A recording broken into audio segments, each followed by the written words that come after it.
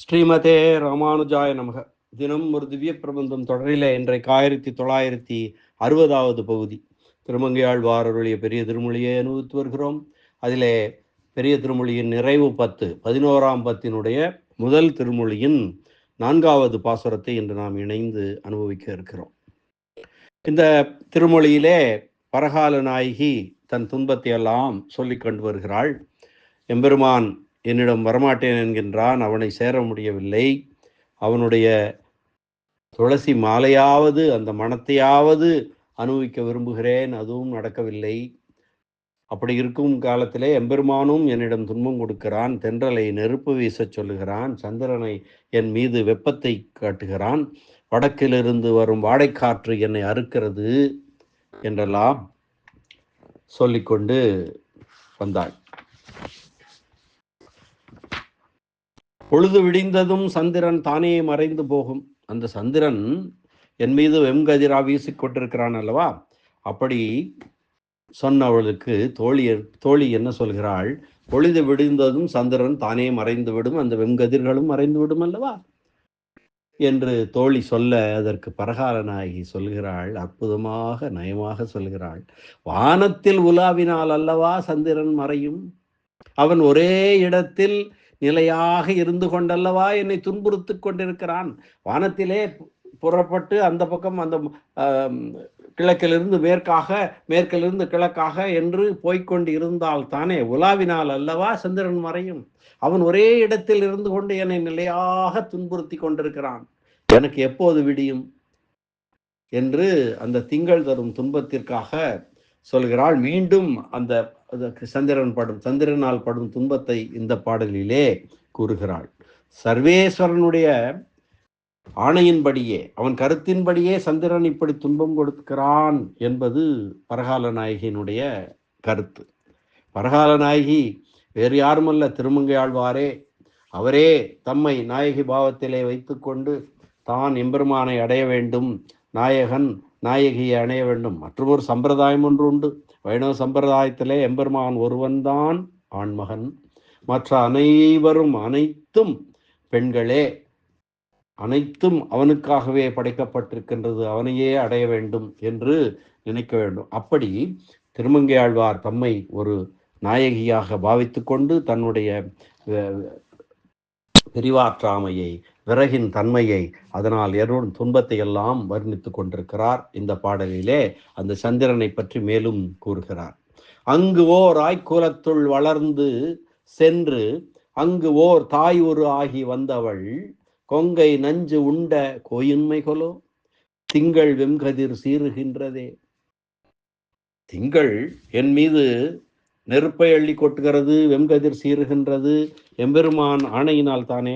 அவனுக்கு ஏன் அவனுக்கு அப்படி ஒரு ஆணையிடும் அளவுக்கு வந்தது? எதனால் அந்த அதிகாரம் வந்தது? என்ன காரணம் என்றால், அங்கு ஓர் ஆய்குலத்துள் வளர்ந்து சென்று அங்கு ஒரு தாய் உரு ஆகி வந்தவள், கொங்கை நஞ்சுண்ட கோயின்மைகளோ. அதனால் தானே திங்களுக்கு அவன் சொல்லுகிறான், திங்கள் வெம்கதிர் சீறுகின்றதே என்று கேட்கிறாள். கோயின்மை என்றால் கேட்பாரற்ற செயல், யாரும் கேட்க முடியாது அந்த மாதிரி, அப்படி ஒரு செருக்கு, அப்படி ஒரு பெருமை என்று கோயின்மைகளோ. அப்படிப்பட்ட செருக்கினால் தானே திங்கள் வந்து என் மீது வெம்கதிரை வீசுகிறது என்று சொல்கிறாள். பதவுரை பார்க்கலாம். அங்கு ஓர் ஆய்குலத்துள் சென்று வளர்ந்து, கம்சனுடைய பயமும் இருளும் செறிந்த நேரத்திலே திருவாய்ப்பாடிக்கு எழுந்தருளி அங்கு வளர்ந்தான். அங்கு ஓர் ஆய்குலத்துள் சென்று வளர்ந்து, மதுரையிலே பிறந்தான். ஆனால் கம்சன் மீது இருந்த பயம் காரணமாக அவன் தந்தை வசுதேவரும் தேவகியும் அவனை குழந்தையிலே அந்த இரவிலேயே கொண்டு போய் திருவாய்ப்பாடியிலே அசோதையிடம் கொடுத்து வைத்து விட்டு வந்தார்கள். அங்கே வளர்ந்தான். அங்கு ஓர் ஆய்குலத்துக்குள் சென்று வளர்ந்து அங்கு ஓர் தாய் உரு ஆகி வந்தவள், கொங்கை நஞ்சுண்ட கோயின்மைகளோ. அந்த திருவாய்ப்பாடியிலே வஞ்சனையில் ஒப்பற்றவள், கம்சனுடைய ஆக்ஞையின்படி வந்தவள், அவள் ஒரு பேச்சு, ஆனால் தாயை போல, யசோதை போல உருக்கொண்டு வந்தாள். தாயின் வடிவு கொண்டு வந்த பேச்சி பூதனை அவளுடைய முலையிலே தடவப்பட்ட நஞ்சினை அமுது செய்த ஆராய்ச்சி இல்லாத செயலை பின்பற்றி கொண்டு சென்று அல்லவா அப்படி எப்படி அவன் அந்த ஆராய்ச்சி இல்லாமல் செய்தாதோ அதே போல இந்த சந்திரனும் திங்கள் வெம்கதிர் சீறுகின்றது. சந்திரனுடைய வெப்பமான கிரணங்கள் என்னை வருத்துகின்றன என்று சொல்லுகிறாள்.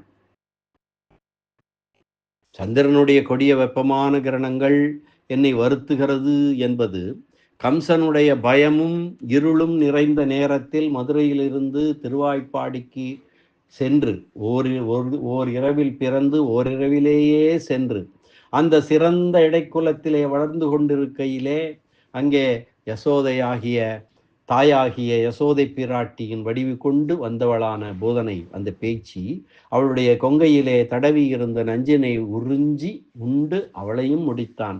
அந்த உறிஞ்சி உண்ட ஆராய்ச்சி இல்லாத கேட்பாரற்ற செயலை பின்பற்றிய காரணம் அந்த செருக்கினாலோ அப்படி அந்த பேச்சையே கொன்று விட்டோம் என்ற அந்த செருக்கினாலோ என்னை இந்த சந்திரன் இப்படி துன்பம் கொடுக்க வைக்கிறான் எம்பெருமான் என்று சொல்லுகிறான்.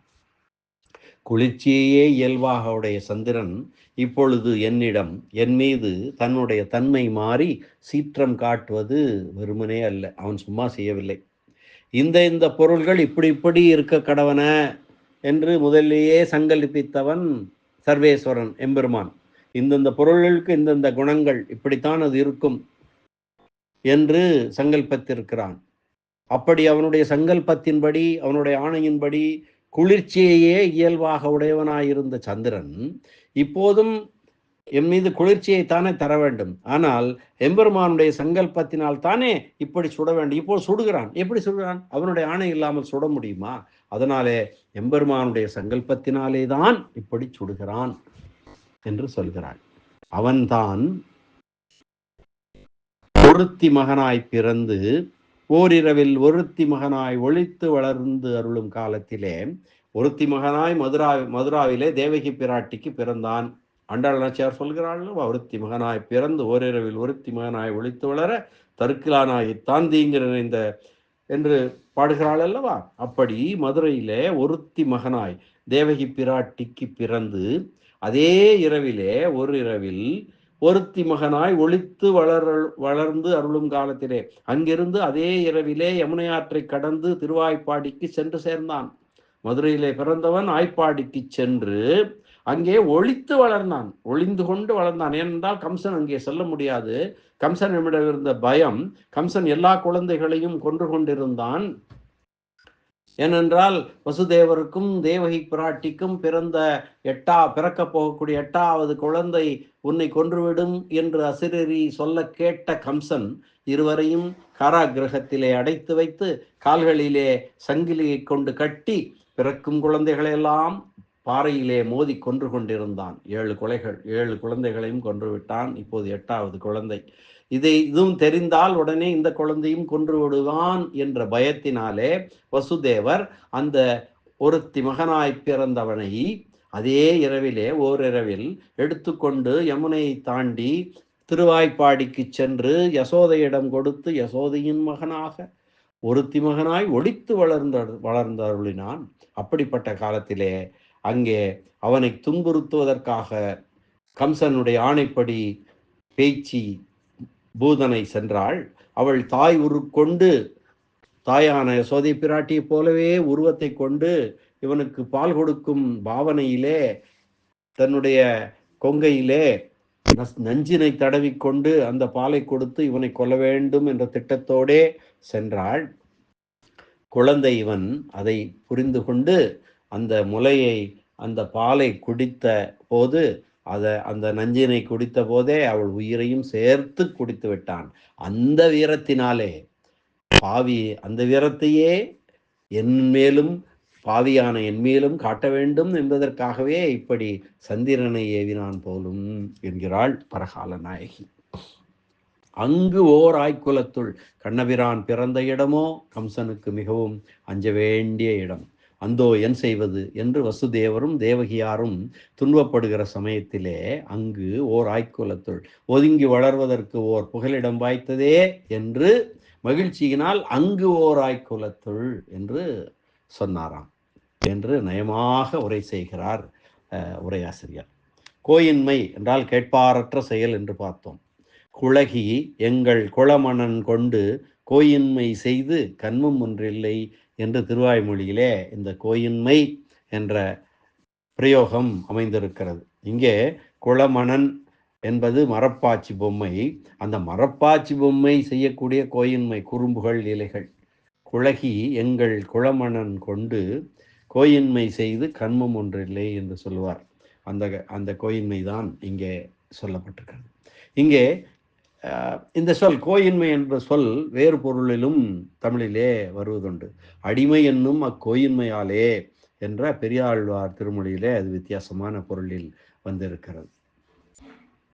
இனி இந்த பாசுரத்திற்கான வியாக்கியான சக்கரவர்த்தி பெரியவாச்சான் பிள்ளையனுடைய உரை பார்க்கலாம்.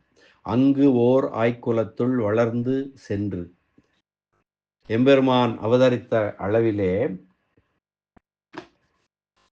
சென்று ஒதுங்குவதற்கு ஒரு ஊர் கிடைத்தது. இது மதுரையிலே அவதரித்தான், திருவாய்ப்பாடிக்கு சென்று ஒதுங்கினான். எம்பெருமான் அவதரித்த அளவிலே சென்று ஒதுங்குவதற்கு ஒரு ஊர் கிடைத்தது.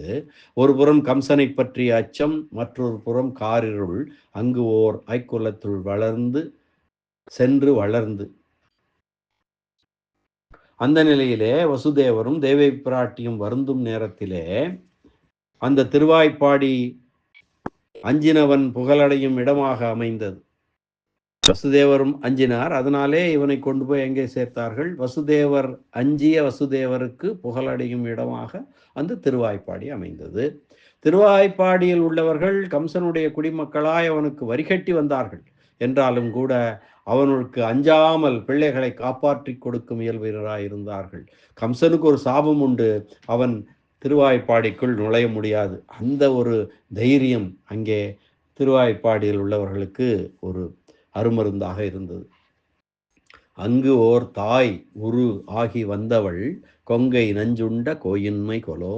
புகழடைந்த திருவாய்ப்பாடிக்கு சென்று அங்கே தன்னை துன்புறுத்த வேண்டும் என்று தாய் வடிவம் கொண்டு வந்தவளை நமக்கு நல்லது செய்பவள் என்று கருதாமல் அவளை நமக்கு துன்பம் தர வந்தவள் என்று அறிந்து அவள் முலையை உண்டு முடித்த ஆராய்ச்சி இல்லாத செயலோ. அங்கு ஒரு தாய் ஒரு ஆகி வந்தவள் கொங்கை நஞ்சுண்ட கோயின்மைகளோ. திங்கள் வெம்கதிர் சீறுகின்றதே. சந்திரன் ஏன் இப்படி இடையூறு செய்வதாகின்றது? என் மீது அப்படி சீறுகின்றது, வெம்கதிர்களை தள்ளுகிறது. தனக்குரிய குளிர்ச்சியையும் காண்பதற்கு இனிமையையும் கொடுத்துவிட்டு எம்பெருமானது திருவுள்ளத்தை பின்பற்றியோ சந்திரன் இப்பொழுது நமக்கு துன்புறுத்தல் செய்கிறது.